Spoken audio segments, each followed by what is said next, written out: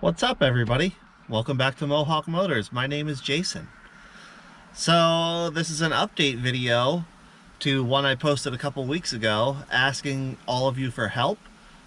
Well, I got all those issues figured out and I'm going to show you what they were, what the problem was. So one of the first things I mentioned, and the one that really bothered me the most, was the dome light not working. And now I have the dome light working the way it's supposed to. Turns off with the dome override, comes on when the doors open, working exactly how it should be. So I had to do a bunch of diagnostics. Like I said before, I couldn't find any shorted wires, broken wires, anything like that. I finally got my hands on a wire harness, a wire diagram of that system, how the dome light works. And what I found was I was missing a relay.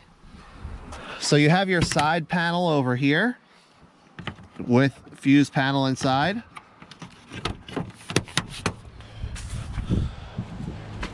Then there's your electrical center fuse panel under the hood. Now there are fuses in there related to your dome lights that you need to make sure are good. But where my actual problem was is down here. Until I looked in the wire diagram and found it, I did not realize that behind this little black panel down here,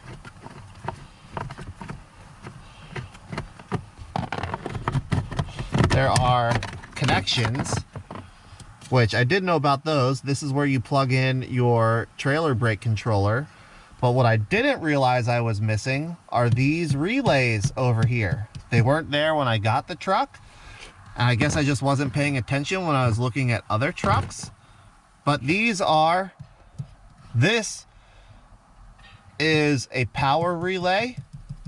But this one right here is the courtesy lamp relay. As soon as I put that relay in, my courtesy lamp started working just like they're supposed to. That seems to have been the problem the whole time. I was missing that courtesy lamp relay that runs the dome lights in the truck. Now, that also corrected my cargo lights.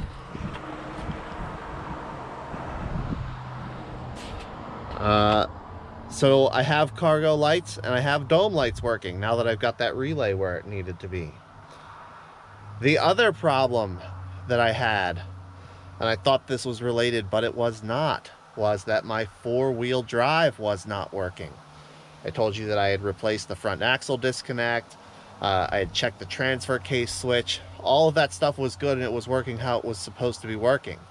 Again, I had to look at the wire diagram for that system to figure out what my problem was. Follow the path flow of electricity. Make sure that I had electricity in all the places that I was supposed to have it. Until I figured out that what I didn't have was a ground. And I discovered that by checking for 12-volt power. And when I did that, it provided a ground through the multimeter to the chassis, which let the center axle disconnect move, which then allowed the system to go into four-wheel drive. And the problem that I found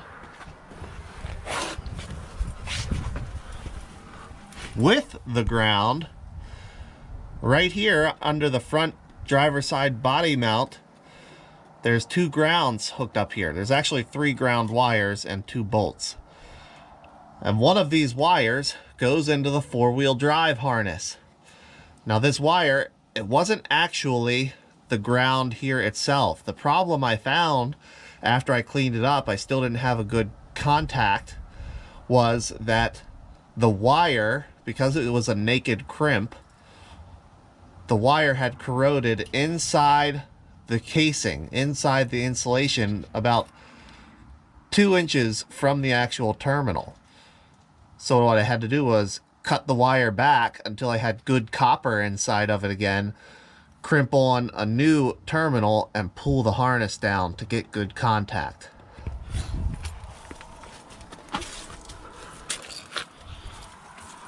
Once I did that and had a good ground, now Goes right into four-wheel drive, no problem. So that resolved that issue. Which brings me to what you can now hear. My fourth problem was the radio randomly cutting on and off. Now in that, I had a bunch of people saying that I needed an interface to tell the computer that the radio was there and everything was okay. I don't know everything about all of these trucks, but what I can tell you is, to my knowledge, the interface was not required until 2003 model year, when they went to the CAN bus communication system. In the 2002 and earlier models, all the ones I've seen did not need that, do not require that interface, because they still just received a 12-volt ignition on signal from the body control module to the radio that tells it to turn on. So in diagnosing this, again, I had to look at the wire diagram, figure out where the wire for the radio came from, trace it back. And what I found was the wire that provides the 12-volt ignition on signal to the radio. Basically, that tells the radio, okay, the ignition is on, power up, do your thing. Trace that wire back to the body control module. Then, prior to the body control module, it receives power from the radio fuse. For whatever reason, I'm getting 12 volts.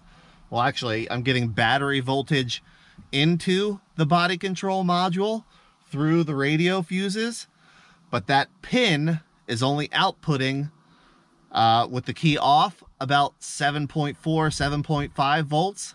If I had the truck running and the system charging, so battery voltage up around 14 volts, it was outputting 8 volts.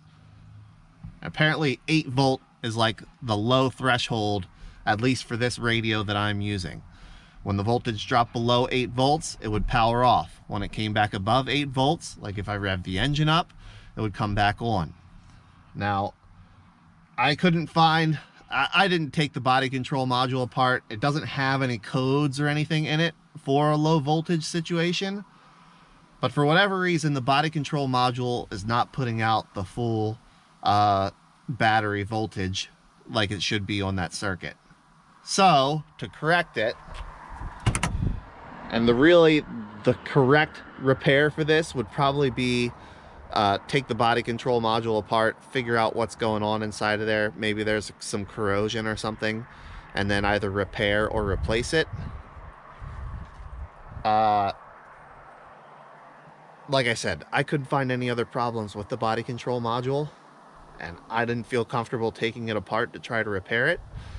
Maybe I will at some point, but for now I'm not. So I just ran a fuse tap off of the radio fuse over here in the side fuse panel and ran that wire over to my ignition signal, my key on signal to the radio. So it accomplishes the same task without going through the body control module. Like I said, the module was outputting voltage like it's supposed to be. It was just not putting out enough voltage. So maybe there's some corrosion inside of it, something like that. I don't know, but this gets it working. It makes me happy. We'll see if my perfectionist OCD attitude bugs me about that enough that I end up taking that body control module out and trying to repair it. But for what it is, I'm happy with it now. So I told you all of that just to tell you I've been driving this thing whenever I can. I'd probably put another 100 miles on it now since since the last update where I took it on the delivery and put 140 miles on it on that round trip. And it's been running like a top. I really like this truck. I don't know why, but there's just something about it. I really like it. I did also put new ball joints on it. The ball joints were worn out, and I have an upcoming video where I'm going to be replacing the steering components in the front. I know that's a common wear issue. The pitman arm, the idler arm, the tie rod ends, they're all common wear items on these trucks. They can be a bear to replace. So I'm gonna make a video to try to help out with that for anybody who's trying to do it yourself. I totally believe you can do it yourself. Probably save yourself a lot of money. And outside of that, I'm just gonna keep driving this thing and having fun. I did hook my car trailer up to it, and the trailer brake controller works great. It tows really nicely. And I'm sure here in the next few weeks, actually in the next month or so, this truck's gonna get a lot of use. I'm not ready to tell you why yet, but there's some exciting stuff happening, and this truck's gonna help us accomplish all of that. So I think that's it for this video, team. Quick update. I wanted to share what I found and how I corrected it with you in case you're having the same issues. I mean, I never would have thought to look for a relay down there in that panel. I never would have thought about wires being corroded internally and not being able to conduct electricity like that. But that's what it was. Now it's corrected, and that makes me happy. So thanks a lot for watching, everybody. And until the next video, take care.